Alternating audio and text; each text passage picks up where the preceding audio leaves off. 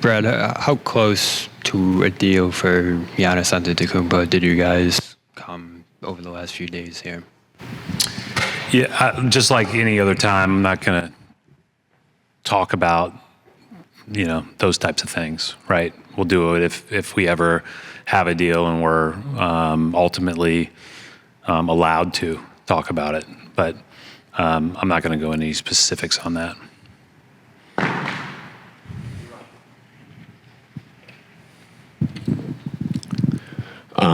What has the communication been like with Jaylen Brown over the past few days or the past week in this offseason?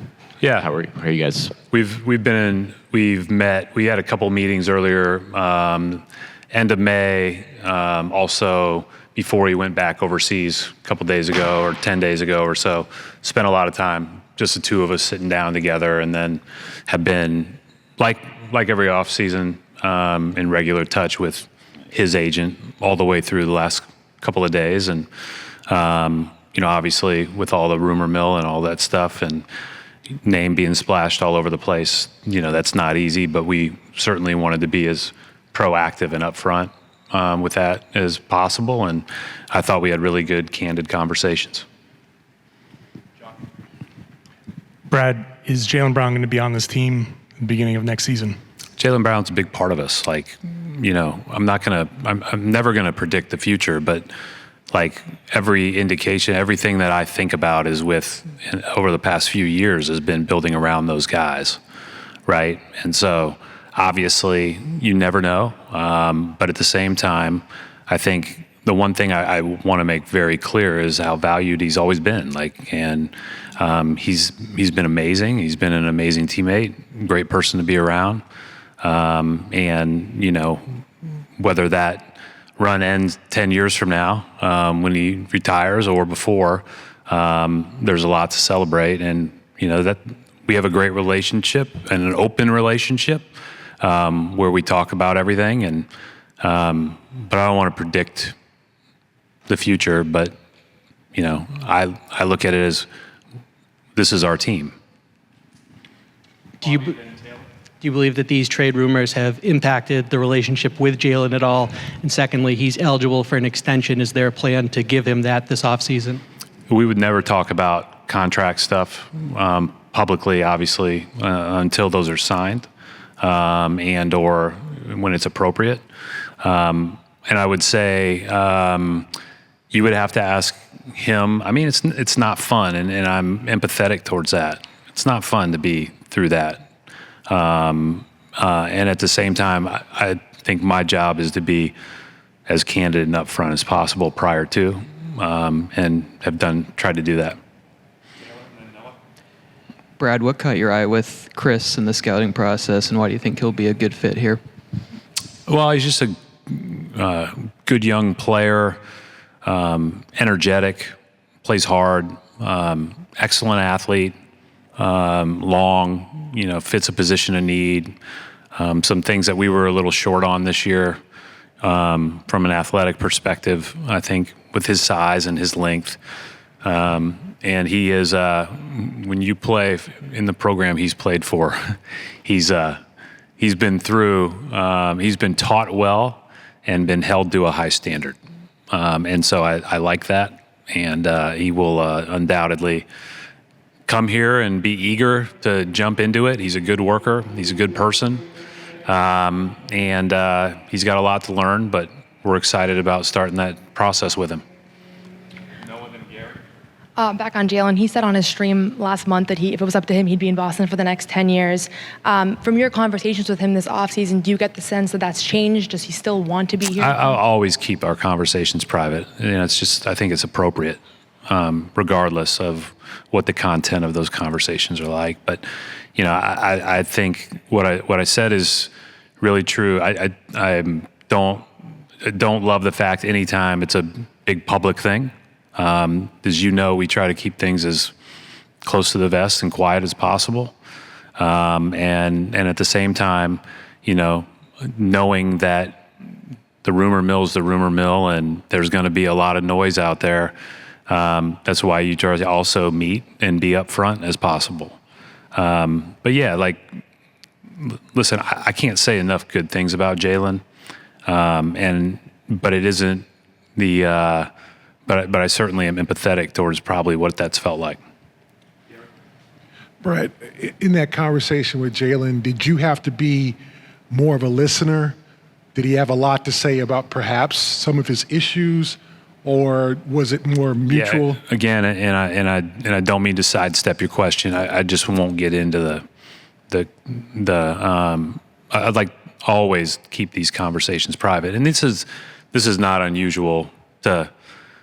We had 10 guys in the gym this morning. Almost all our team was here at one point in time in the last 2 weeks. And so I'm either meeting with guys in the weight room, on the court, as you see when you walk in, or in my office or in the meal room almost every day. So it's not an unusual deal. But we just, I think that ultimately, I just want to be as candid and open as possible and available as possible. But from a content perspective, I'll keep that between us. And it seems like you said you're empathetic with what he might be just going through. just the noise surrounding all this is I get it. And again, I think what I hope to do is just be upfront, and then as reachable as possible throughout all that, and as available as possible throughout all that. Adam? Obviously not getting into details about the conversations, but having spoken to him and had the dialogue over this time, how do you feel just kind of about the status of this partnership that you guys have had for this period and presumably will continue to have? Yeah, I mean, I think that anytime there's always going to have to be conversations, there's always going to have to be get-togethers, there's always going to have to be things that you talk about. I'm very certain that, again, it's not easy to be in the national rumor mill, right? And so I'm extremely understanding of that. And so, I think there always has to be discussions. And but again, I just keep going back to this. This is why I just try to be as upfront as possible and as candid as possible at the beginning. Long before any talks begin, so that our guys understand that being here and being in the limelight, they're going to have a lot of attention on them regardless. And then, they also understand that there are things that are exaggerated at this time of the year, and there are things that are real, and so they've been through all that stuff. And they kind of have felt all that stuff, but doesn't mean it's easy. Brad, we've gone over this a lot with the second apron, first apron. How do you see these challenges evolving? A lot of people talk about, can you have two max contracts anymore? As you see the evolution of what you're trying to do, how do you see that challenge kind of developing moving forward, and how teams can be built like that? Well, I think, we've been really lucky because our two guys, both guys, are very good, and I think that's the number one key if you're going to have those big contracts, is that they're both excellent players that on any given night, can put 40 on the board and carry you. And then with that, you just have to be good around the edges of the roster. That's easier said than done, but I do think that it's very doable. But the key goes back to, if you're going to do it, you've got to do it on those guys, and those guys have been great. They've both been, amazing and deserve every part of it, and I think will continue to be amazing.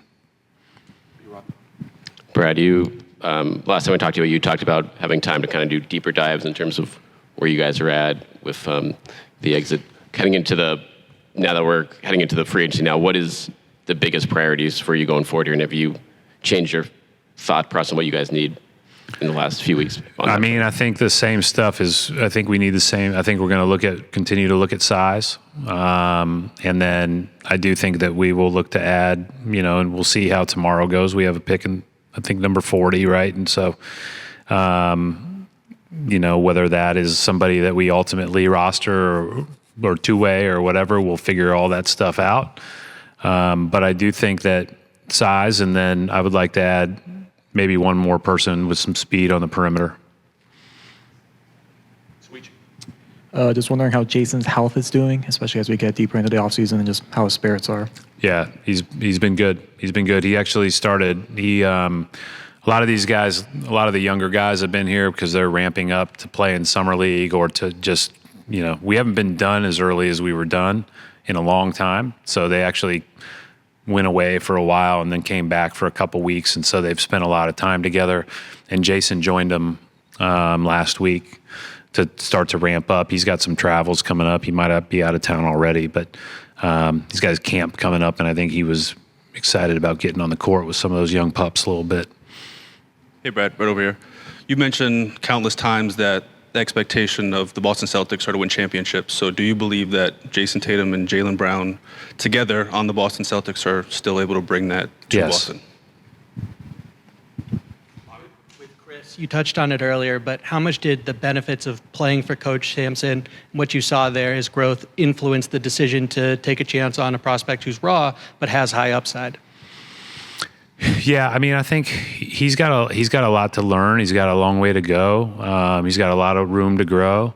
But when you're that age and you were that ballyhooed coming out of high school, and then you go and you play for Coach Sampson, and he does not let you off the hook for one mistake over the course of a full year, right? And in everything that we've learned about Chris and everything that Coach has told me is that he was pretty hard on him, and he was on him, and all he did was come to work. And I think that's a really impressive quality for a young guy. When I watched him play live several times this year, I never walked out of he didn't always play well, but I never walked out of the gym thinking he didn't play hard. And he didn't really, really, really go after it. And so I think that's a good place to start. Final couple questions. Zach and Gary. Yeah. Brad, on Chris as well, a lot of the draft analysts kind of view him as a sort of a project-type player. Do you view him as someone who could contribute this season, or is this more of a kind of longer-term play? I hope we're good enough that it's hard for any 18-year-old or 19-year-old to come in here and be really good out of the gate. I think that usually is more about their own personal development and growth and learning how hard it is and learning how to be a part of a team and learning, how we work and how we, go about it every day. And then if they can add value, that's great. But there won't be any expectation of that from my standpoint. There certainly probably is a lot of excitement and expectation from his. But we were sitting here last year, and I didn't think the guy that we drafted would play at all for us. But you never know. Let's see. We'll see how they all come in and work, and he'll certainly have the opportunity like everybody else. But you're behind when you're 19, and you're dealing with now men.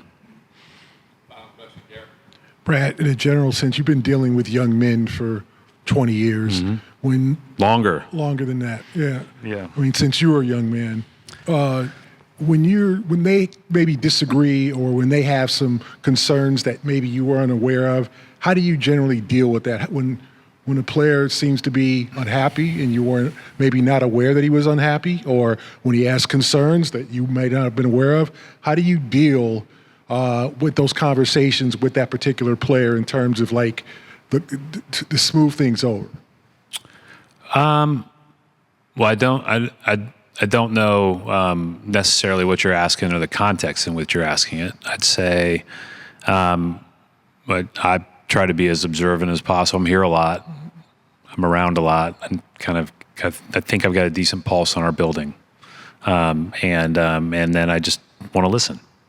And I just want to be a good teammate, and try to help. And that's my role in that moment, I guess. But I think that, again, we have a lot of people in here, whether they've been here for 1 year or in Jaylen's case 10 or in Mike Zaren's case 20, right? Where there's a lot of time spent together and a lot of relationship there. And so hopefully you can have candid conversations.